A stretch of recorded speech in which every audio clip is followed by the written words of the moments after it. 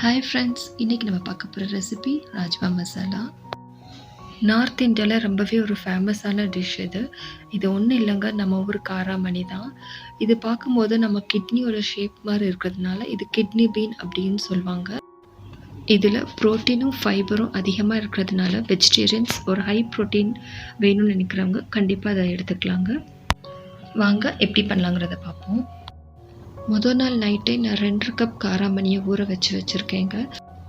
இது கண்டிப்பாக ஒரு 8 மணி நேரம் நல்லா ஊறணும்.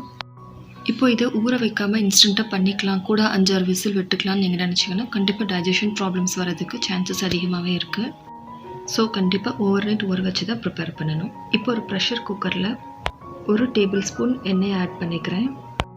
அது கூடவே 4 பிரியாணி இலை, 3 ஏலக்காய், 1 கருப்பு ஏலக்காய், 4-5 கிராம்பு ஆட் பண்ணி லோ ஃப்ளேமில் வறுத்து எடுத்துக்கலாம். இப்போது இது கூட நம்ம ஊற வச்சுருந்த ராஜ்மாவையும் நல்லா கழுவிட்டு இது கூட சேர்த்துக்கலாம். கூடவே 1 டேபிள் ஸ்பூன் உப்பையும் போட்டு நல்லா கிளறி விட்டுக்கலாம். அடுப்பு லோ ஃப்ளேம்லேயே வச்சு இந்த ப்ராசஸை பண்ணுங்க.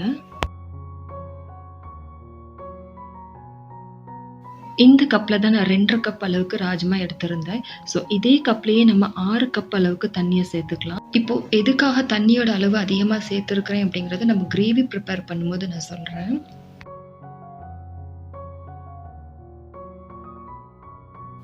இப்போ ஒரு தடவை நல்லா கலந்து கொடுத்துக்கலாம். கலந்து கொடுத்ததுக்கப்புறம் குக்கரோட மூடியை போட்டு ஒரு 5 to 7 விசில் வரைக்கும் குக் பண்ணி எடுத்துக்கலாம். இப்போ பார்த்திங்கன்னா நம்ம ராஜ்மா நல்லா வெந்து வந்திருக்குங்க. இந்த தண்ணியை நல்லா ஸ்ட்ரெயின் பண்ணிவிட்டு தனியாக எடுத்து வச்சுருங்க. இப்போது இதுக்கு கிரேவி எப்படி பண்ணலாங்கிறத பார்ப்போம். ஒரு பேனில் 2 டேபிள் ஸ்பூன் அளவுக்கு எண்ணெயை ஆட் பண்ணிக்கிறேன். இப்போது இதில் 2 டீஸ்பூன் சீரகம் ஆட் பண்ணிக்கலாம். சீரகம் நல்லா பொரிஞ்சு வந்ததும் இது கூடவே வெங்காய விழுதையும் ஆட் பண்ணிக்கலாங்க. இப்போது வெங்காயத்தோட அளவுன்னு பார்த்திங்கன்னா 3 மீடியம் சைஸ் வெங்காயம் எடுத்துருக்குறேங்க. இப்போ முக்கியமாக பார்த்திங்கன்னா அடுப்போட ஃப்ளேம் லோவில் தான் இருக்கணும். வெங்காயத்தோட பச்சை வாசனை கம்ப்ளீட்டாக போகிற வரைக்கும் நம்ம சாட்டே பண்ணிகிட்டே இருக்கணும். இப்போ இந்த வெங்காயத்தை வதக்கிறதுக்காக நம்ம வேக வச்ச தண்ணியை தான் ஆட் பண்ணி நம்ம வதக்க போகிறோம். இப்படி பண்ணும்போது அந்த தண்ணியில் இருக்கிற ஃப்ளேவர்ஸ் எல்லாம் இதுக்குள்ளே இறங்கி டேஸ்ட் நல்லாயிருக்கும். அதுக்காக தான் நான் அதிகமாக தண்ணி ஆட் பண்ணியிருந்தேன். இப்போது வெங்காயம் வதக்கும்போது அடிப்பிடிச்சாலோ இல்லை கருகி போனாலோ கிரேவியோட டேஸ்ட் கண்டிப்பாக ஒரு கசப்பு தன்மை வந்துடும். ஸோ அதுக்காக தான் தண்ணி ஆட் பண்ணி நம்ம பண்ணுறோம். இப்போ இது கூடவே நான் இஞ்சி, பூண்டு, ஒரே ஒரு பச்சை மிளகாய் ஆட் பண்ணி தட்டி வச்சுருக்கேன்.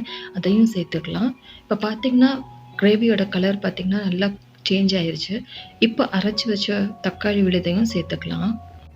தக்காளியோட அளவு 3 தக்காளி மீடியம் சைஸில் எடுத்துருக்கிறேன். இப்போ எல்லா மசாலாவும் சேர்த்துக்கலாம். இது கூட 2 டேபிள் ஸ்பூன் மல்லித்தூள், 2 table spoon Kashmiri chilli powder, கொஞ்சமாக தேவைக்கேற்ற அளவுக்கு உப்பு சேர்த்துக்கலாம். கூடவே 1 டீஸ்பூன் மஞ்சள் தூள், 1.25 டீஸ்பூன் சிவப்பு மிளகாய் தூள் ஆட் பண்ணியிருக்கிறேன். இது எல்லாத்தையும் நல்லா கலந்து கொடுத்துருங்க. இப்போது கடைசியாக மீதி இருக்கிற அந்த தண்ணியும் சேர்த்து நல்லா மிக்ஸ் பண்ணிக்கலாம். இப்போ இந்த ஸ்டேஜில் நம்ம மசாலா எல்லாம் கரெக்டாக இருக்கான்னு செக் பண்ணி பார்த்துக்கோங்க. உப்பு கம்மியாக இருந்தால் உப்பு ஆட் பண்ணிக்கலாம். இப்போ கொஞ்சம் நேரம் கவர் பண்ணி ஒரு 10 நிமிஷம் சிம்லேயே வச்சு வேக விடுங்க. இப்போ பார்த்திங்கன்னா நம்ம கிரேவி நல்லா திக்காயிட்டு வந்துருச்சு.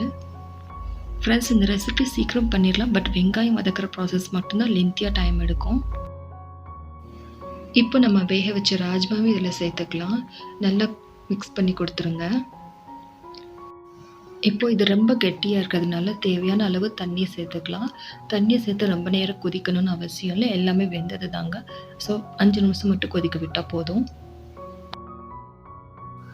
இப்போது கடைசியாக இதில் 2 டீஸ்பூன் அளவுக்கு rajma masala, 1 teaspoon garam masala, 1 teaspoon kitchen king மசாலாவையும் சேர்த்து நல்லா மிக்ஸ் பண்ணிடலாம்.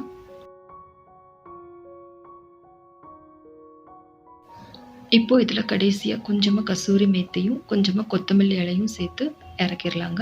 அவ்வளோதான், நம்ம டேஸ்டியான ராஜ்மா ரெடி ஆயிடுச்சு.